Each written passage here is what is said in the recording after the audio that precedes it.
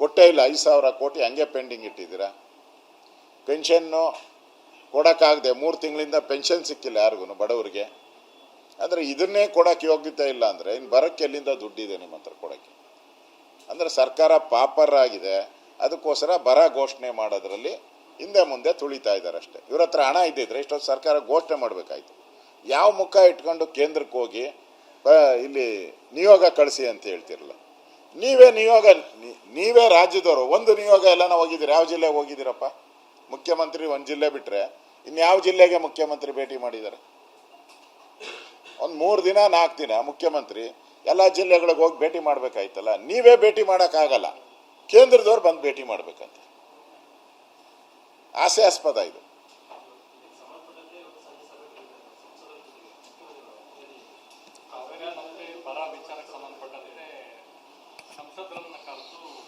ಅದು ಅವರು ಹೋಗಿರೋದು ಈ ಬರದ ಸಂಬಂಧಪಟ್ಟಂತೆ, ಕಾವೇರಿ ಸಂಬಂಧಪಟ್ಟಂತೆ ಅಲ್ಲ.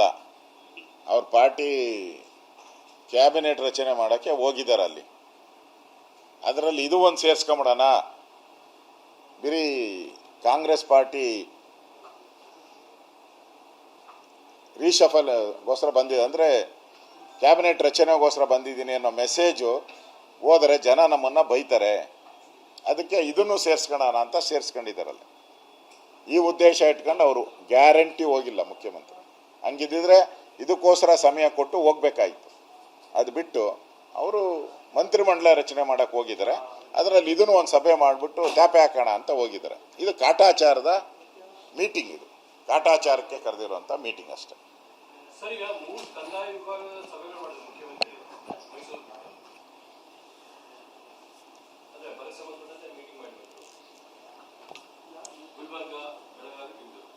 ಅವರು ಬೇರೆ ಬೇರೆ ಕಾರ್ಯಕ್ರಮಕ್ಕೆ ಹೋದಾಗ ಮಾಡಿದ್ದಾರೆ ಅಷ್ಟೇ. ಬರಕ್ಕೆ ಅಂತ ನಾವಿವಾಗ ಬರ ಅಂತಾನೆ ಹೋಗ್ತಾ ಇದ್ದೀರಿ. ಬೇರೆ ಪ್ರೋಗ್ರಾಮೇ ಇಲ್ಲ ನಮ್ಮದಲ್ಲಿ.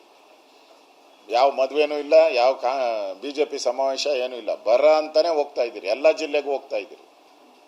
ಹಂಗೆ ಮುಖ್ಯಮಂತ್ರಿ ಹೋಗಿಲ್ಲ, ಹಂಗೆ ಕಾಟಾಚಾರಕ್ಕೆ ಹೋಗಿದ್ದಾರೆ ಅಷ್ಟೇ. ಎಷ್ಟು ಹಣ ಬಿಡುಗಡೆ ಮಾಡಿದ್ದಾರೆ? ಆಯಿತು, 3 ಜಿಲ್ಲೆಗೆ 3 ಡಿವಿಷನ್ಗೆ ಹೋಗಿದ್ದಾರೆ ಅಂತ ಎಷ್ಟು ಹಣ ಬಿಡುಗಡೆ ಮಾಡಿದ್ದಾರೆ? ಆ ಮುಖ್ಯಮಂತ್ರಿ ಹೋದ್ಮೇಲೆ ಇಷ್ಟು ಹಣ ಬಿಡುಗಡೆ ಅಂತ ಆಗಬೇಕಲ್ಲ. ವರದಿ ತಗೊಂಡ್ಮೇಲೆ, ಜಿಲ್ಲಾಧಿಕಾರಿಗಳು ವರದಿ ಆದಮೇಲೆ ಇಷ್ಟು ಲಾಸ್ ಆಗಿದೆ, ಇಷ್ಟು ಬೆಳೆ ಹಾನಿಯಾಗಿದೆ, ಇಷ್ಟು ಕುಡಿಯೋ ನೀರಿಗೆ ಬೇಕು, ಇಷ್ಟು ಮೇವಿಗೆ ಬೇಕು ಅಂತ ವರದಿ ಕೊಟ್ಟಿರ್ತಾರೆ DC. ಅವಾಗ ಇಮಿಡಿಯೇಟ್ ಘೋಷಣೆ ಮಾಡಬೇಕಲ್ಲ. 1 ಕೋಟಿ ಕೊಟ್ಟಿರೋದು ಇನ್ನೂ ಫೈನಾನ್ಸರ್ ಬಿಡುಗಡೆ ಮಾಡಿಲ್ಲ. ಹಣ ಕೊಟ್ಟ ಅವಾಗ 15 ದಿನ ಆಯಿತು, ಅದನ್ನು ಬಿಡುಗಡೆ ಮಾಡಿಲ್ಲ.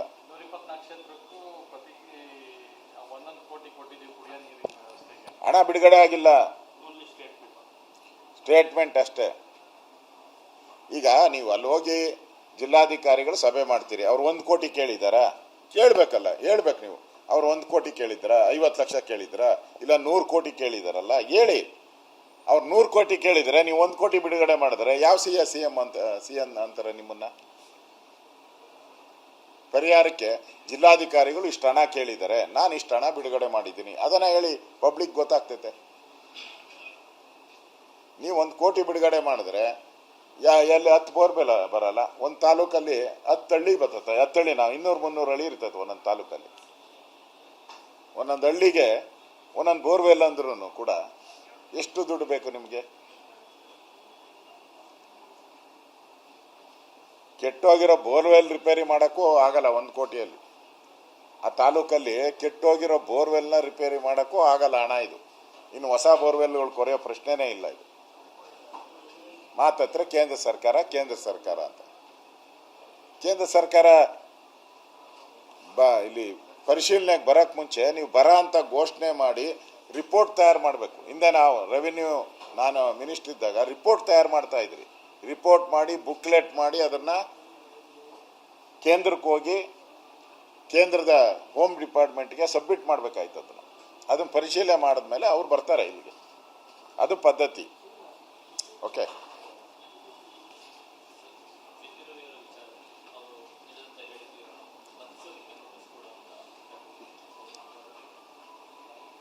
ಇವ್ರಿಗೆ BJPಯವ್ರ ಮೇಲೆ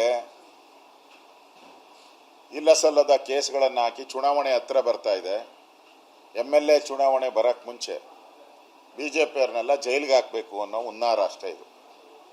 ಚುನಾವಣೆಯನ್ನು ಎದುರಿಸೋಕ್ಕೆ ಧೈರ್ಯ ಇಲ್ಲದೆ ಬಿ ಜೆ ಪಿ ಮುಖಂಡರುಗಳನ್ನು ಜೈಲಿಗೆ ಹಾಕೋ ಅನ್ನೋ ಹುನ್ನಾರ. ಈಗ ದಿನನಿತ್ಯ ಅವನು ಯಾರೋ ಪ್ರಕಾಶ್ ಅಂತ, ಆಮೇಲೆ ಯಾರೋ ಭಗವಾನ್